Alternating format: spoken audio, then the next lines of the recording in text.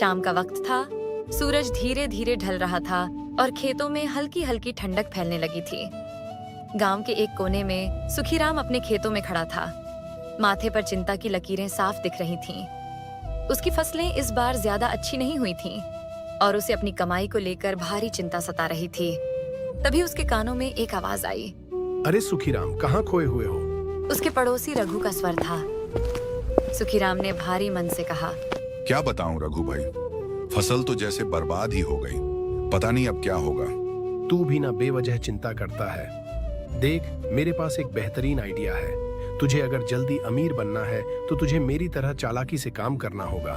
सुखीराम की आंखों में हल्की चमक आई। कैसा आइडिया रघु भाई? तूने सुना है ना, पास के गांव में किस तरह काका ने एक सस्ते बीज से सोने की फसल उगाई थी? बस वही बीज मैं तुझे दिलवा सकता हूँ। एक बार वो बीज बो देगा तो पैसा बरसने लगेगा। सुखीराम के मन में लालच का बीज पनपने लगा। लेकिन वो बीज मिलेगा कहाँ? रघु ने चालाकी से मुस्कुराते हुए कहा, मुझे सब पता है, बस थोड़ा पैसा लगाना होगा और फिर देख, कुछ ही दिनों में खेत सोना उगलेंगे। सुखीराम उस रात सो नहीं पाया। उसने बार बार रघु की बातों पर विचार किया। अगर सच में ये बीज मुझे अमीर बना सकता है तो मुझे ये मौका नहीं छोड़ना चाहिए।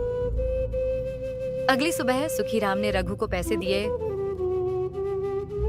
और वह उसे बीज दिलवाने ले गया।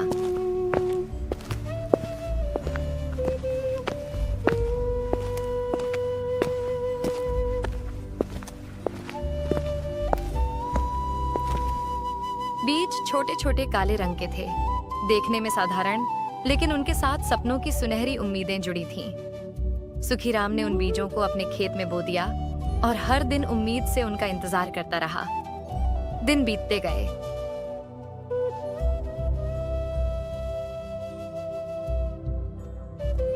लेकिन कुछ भी नहीं होगा। एक महीने बाद जब कुछ नहीं हुआ तो उसे शक होने लगा। वह रघु के पास गया।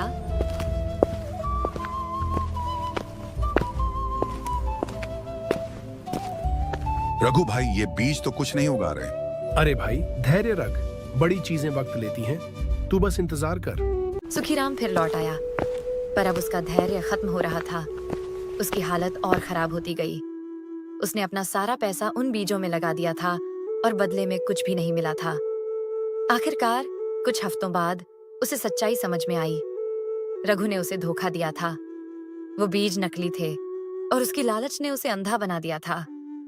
सुखीराम ने सब कुछ खो दिया था, फसल, पैसा और भरोसा। कुछ दिन बाद गांव में खबर फैली कि रघु गांव छोड़कर भाग गया था।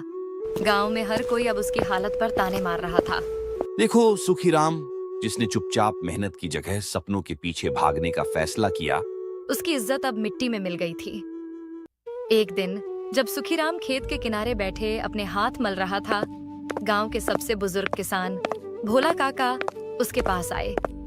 वो बूढ़े तो थे, लेकिन उनकी आंखों में ज्ञान और अनुभव का सागर था और कहा, जो चला गया उसे जाने दे, लेकिन ध्यान रख, जिंदगी में कभी भी मेहनत का रास्ता छोड़ने का सोचना मत। लालच तुझे बर्बाद कर देगा, जैसे इस बार किया। अगर तू सच में सुधारना चाहता है तो फिर से शुरुआत कर, और इस बार बिना किसी शॉर्टकट के। उसके पास ज्यादा पैसे नहीं बचे थे, लेकिन उसने जो भी थोड़ी बहुत बचत की थी उससे अच्छे बीज खरीदे। वह हर दिन सूरज के निकलने से पहले खेत में पहुंचता और रात तक मिट्टी में मेहनत करता। धीरे धीरे उसके खेतों में हलचल दिखने लगी। बीज अंकुरित होने लगे और हरी फसलें उसकी मेहनत का परिणाम दिखाने लगीं। गांव के लोग भी हैरान थे। कुछ महीनों बाद उसकी फसल पूरी तरह से तैयार हो गई थी। इस बार बिना किसी धोखे या शॉर्टकट के उसने अपनी मेहनत से एक शानदार फसल उगाई थी। उसकी खुशी का ठिकाना नहीं था। वह गांव के बाजार में फसल बेचने गया